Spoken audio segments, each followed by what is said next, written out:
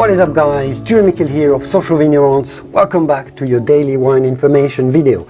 So today, this morning, I was wondering why the wines of Burgundy are so expensive. So I ran a bit of research and gathered some thoughts to find the answer. And the answer is pretty straightforward, but it's also a little bit complicated. Essentially, Burgundy wines are expensive for three reasons. First of all, obviously, because they are very, very good. Secondly, they are also very rare. And thirdly, it is difficult anywhere else in the world to reproduce that level of quality. So we're going to go through the 3 points to explain why Burgundy wines are so expensive. Let's go. So first of all, Burgundy wines are good, but why are they so good? Well, again, it's a combination of three factors that you can encapsulate into one concept that we love in the world of wine, and that's the concept of terroir. So terroir for Burgundy, what does that mean? So first of all, terroir is climate. Burgundy is one of the coldest regions in the whole of France. It's very, very cold. There is another region that is colder than Burgundy, and that's Champagne. I mean, that's if you accept obviously very high altitude mountain areas, but otherwise Burgundy is just very, very cold. And so that's quite unusual to have such a cold region growing grapes, and that's a very important factor. Second factor in the terroir is the soil. Burgundy has a very specific, very particular soil that is very limestone rich.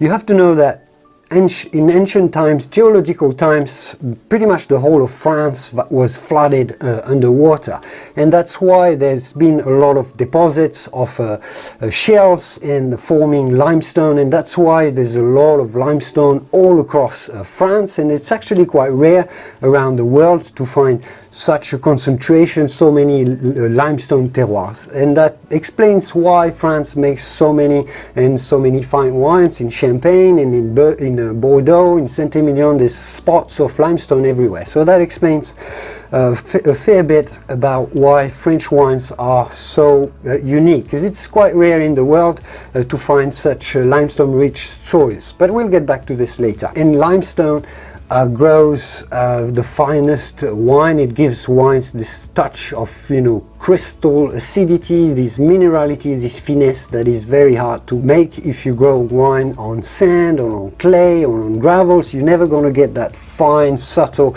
elegance and expression. So that's one important factor. Thirdly, in the concept of terroir, you've got the human factor, so let's call it viticulture. Essentially, in Burgundy, viticulture has been going on for centuries and centuries and centuries, and it's been pushed to the limits by the monks and now modern growers, modern vignerons. Also, they selected the grape variety.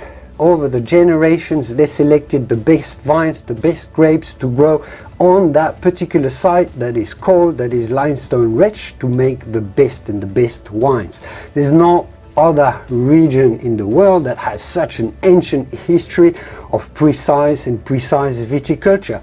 So the result is that they've selected Pinot Noir and Chardonnay, of all grapes, Pinot Noir and Chardonnay especially to make great wine on that particular spot. So all in all, cold climate, limestone soil, and the perfect grapes for that area make for fantastic wines. Point number 2, Burgundy wines are rare. This is also, it is related to the terroir. Burgundy essentially is a long strip of vineyard that stretches for about 60 miles, 100 kilometers, but it's actually very, very narrow along that strip. And this is because the limestone that I was talking about is just on that area there. They haven't been able to expand beyond that strip, because otherwise you get onto more clay soils and soils that are just not as good. So the production of Burgundy overall is only 4% of the entire French wine output. You have to know that Burgundy only produces about 140 million liters of wine, and that may sound like a lot, but if you compare this with Bordeaux, that makes about 600 million bottles, because obviously they are more in plains, so they can plant many more vineyards, much more surface.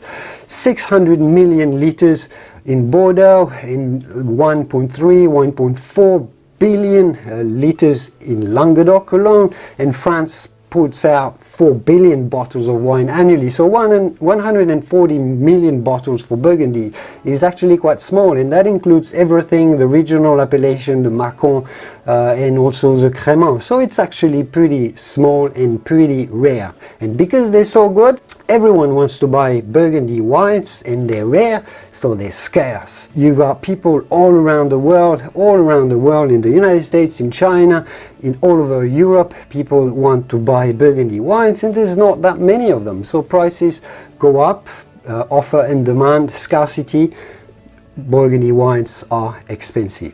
The third reason why they are expensive as well, and that's an interesting point you might not have considered or heard that much about. It has been really hard, almost impossible, to find other spots in the world, other regions, other areas in other countries that gather these specific climatic and soil conditions.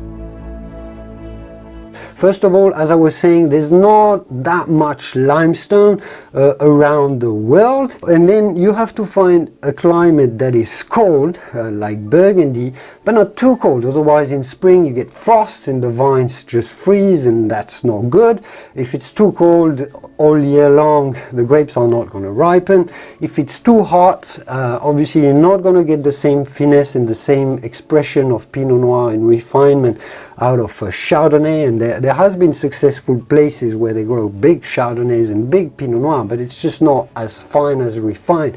So there's only been a few spots that they've identified, and there's some on the coast of California, the Sonoma coast, in Santa Barbara, where they get a lot of influence from the Pacific Ocean, very cool breezes. So they've managed to find some spots there. There are some in Patagonia, down in South America, in Chile or Argentina. Some in New Zealand that has a very good cold climate as well, and that makes excellent Pinot Noir, and I made a video about New Zealand wine, so go and check this out if you're interested. Some in Australia, but they are very specific small spots, so they haven't been able to supply for that high demand in fine, refined, cool climate, acidic expression of Pinot Noir and Chardonnay. So scarcity of Burgundy wine, no alternative supplies, so Burgundy wines are just, they're expensive. But that's it. There are some within Burgundy, some regional appellations, obviously the Bourgogne, rouge and red and white.